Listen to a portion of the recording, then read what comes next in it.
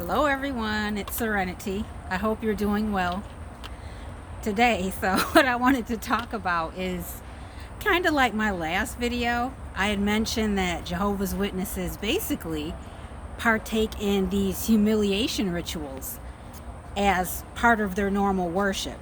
Now, in the comments, I actually got quite a few. I don't know if they're Jehovah's Witnesses or not, but they basically said that Jehovah's Witnesses are following divine law from the Bible, and that, what was the other comments? Oh yeah, that, you're removed to keep the congregation clean because you must have been unrepentant for some type of sin that you were involved in and whatnot.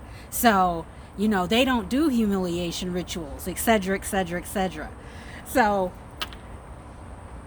a lot of what I basically came back with was, well, what is the point in people who willingly leave or disassociate themselves? Like someone like me, because I didn't commit a sin. I didn't do any of that. I just knew beyond a shadow of a doubt that this cult, organization, religion, whatever you want to call it, is not from God. So you have someone like me who leaves. What is the point of them making that generic announcement to the congregation? Well, for someone who leaves like me, it's not to embarrass me because I'm not going to be embarrassed. Actually, if you give me the chance, I will tell people in the congregation that I'm leaving. But you see, that creates an issue, a problem. Number one, if they allowed someone like me who didn't sin to actually tell others that I'm leaving on my own because I know it is not the truth, then that's going to create, questions in people's mind. That's number one. Number two, it's going to take away the control, the fake control that the elders have, by making this announcement. Because if someone willingly leaves and they're able to just tell people, and now I understand, let's just even take away the why, okay? That you don't tell people why you're leaving. You just say, I have decided that I will disassociate because I no longer want to be associated with this group. You could even leave it at that without saying, I know 100% beyond a shadow of a doubt that this is not a religion that would be backed by the true God, the true source of love, or even Yeshua or Jesus. Just leave it kind of generic that you're just leaving.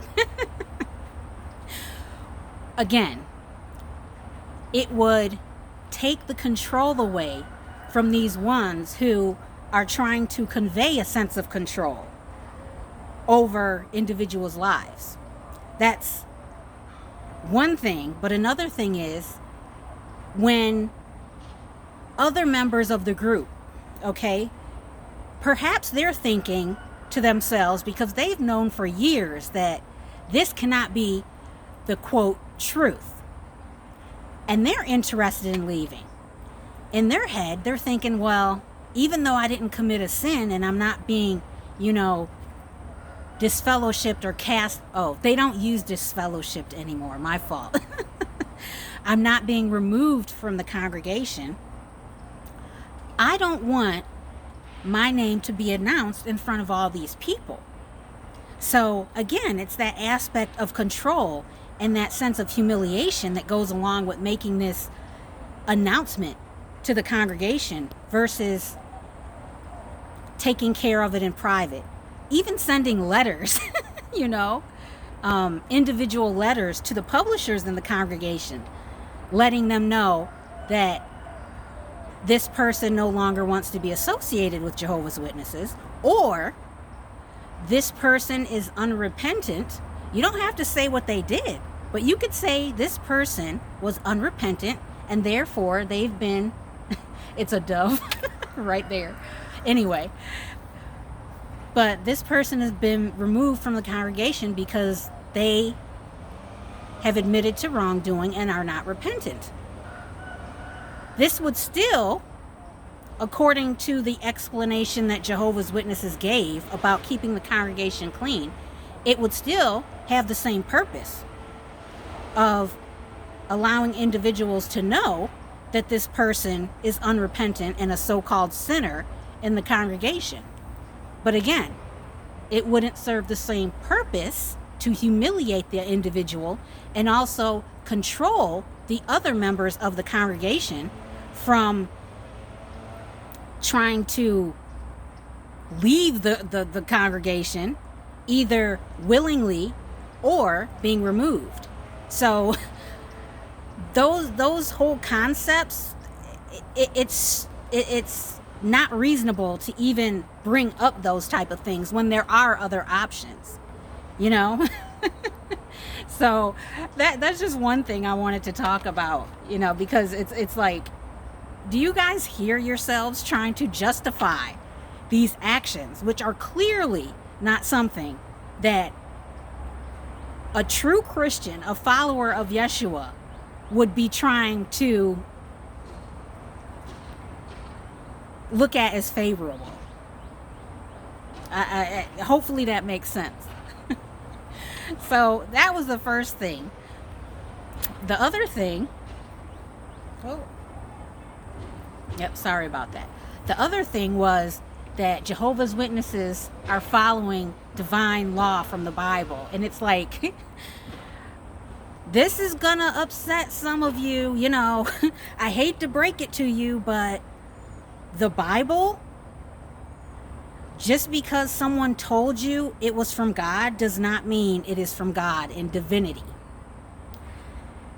That is the first mistake and way that, I don't want to name, you know, say Satan, but these opposing forces mislead the world, is by saying, here's a book, it's inspired by God, you're going to accept it, or we're going to kill you, wipe out, you know, your entire village, your group, whatever, and we're going to force these doctrines upon you by any means necessary, even if we commit murders and other heinous crimes. And we're going to say it's from God, because that's love, you know, taking away free will, forcing you by any means to adopt our doctrines, because really we want to control you and mislead you about a certain narrative. And then you have these same people saying, oh, we're following the divine law, not knowing that they themselves have been a victim of this opposing energy that doesn't want you to know the truth. Yeah, it's not popular. People are gung-ho on the Bible and religion, and you need, you know, religion or the business of spirituality in order to be close to source.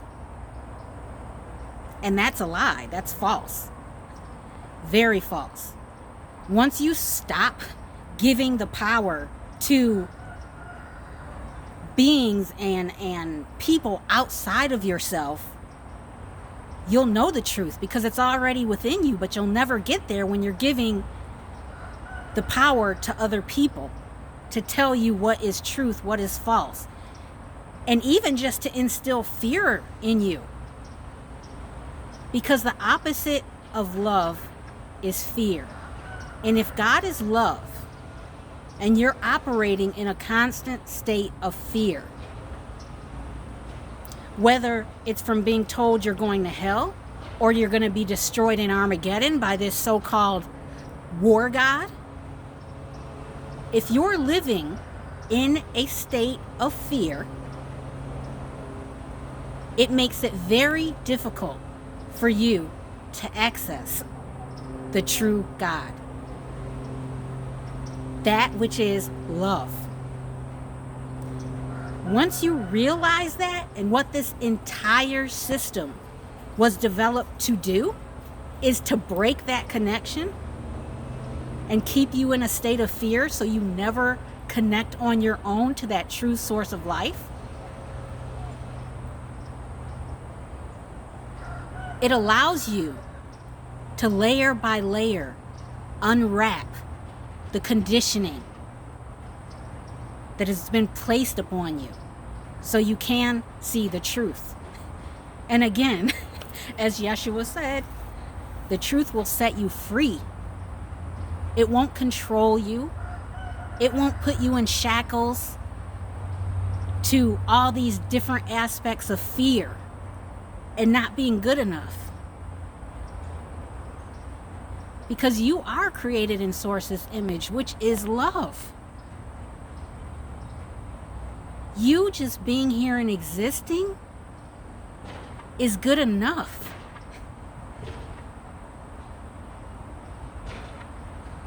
I am tired of religions, these different structures, even education, telling people that they are not good enough. Your birthright is love. It's freedom. It's to be able to discover who you are, what you like.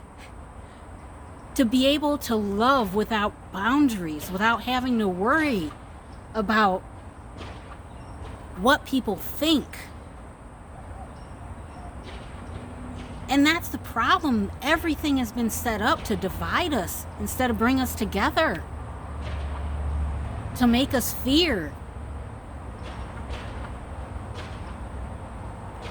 Anyway.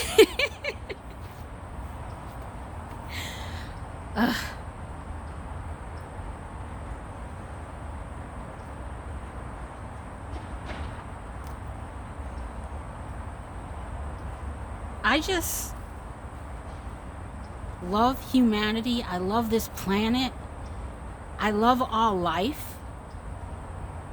And I want it to prosper. That's it. Put our differences aside to do something great, which you are capable of. You're capable of great things. Your mind is so powerful. If you only knew. If you only knew. Oh my goodness. Hey, Theodore. Anyway, I think that's it. Again, I love you so, so, so much. Jehovah's Witnesses, I love you so much. As I said, I want the best for you. Imagine what it's like to live now without fear. Without worrying about, am I good enough?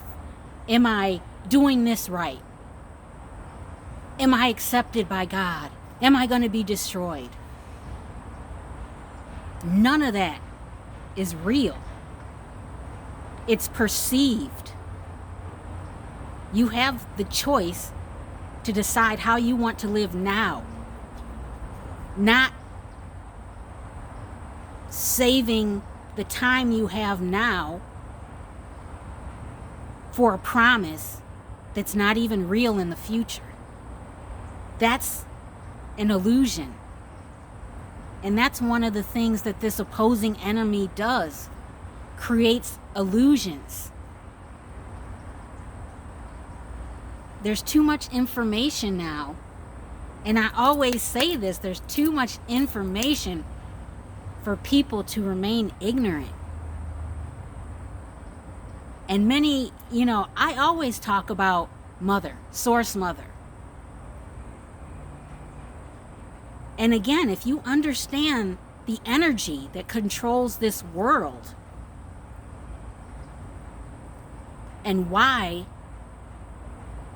it and they would want to suppress the truth about the feminine energy,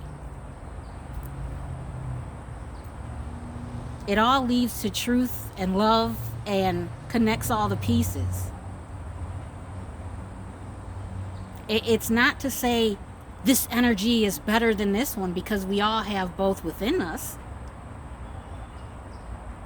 But even now, You can clone animals, even individuals. You do not need a male for that. But what do you still need, even if you're cloning an organism? You still need a surrogate mother in order to infuse that life into those cells. Why do you think that is?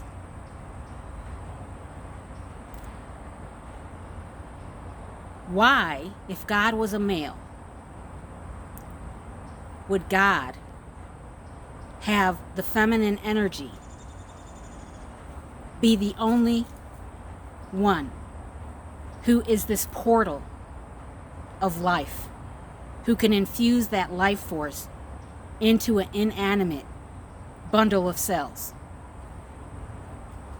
Don't get upset at me. This is just common sense. I'm putting it out there. I did a video too about Yeshua. Yeshua knew this. This isn't something new. It's to honor the father and the mother. It's simple. Nature tells you the truth, no matter what they try to hide in these so-called holy writings. Anyway, that's enough for now. I love you so, so, so much. I'm sending you my peace, and until my next video, hang in there, guys. Remember, fear's an illusion.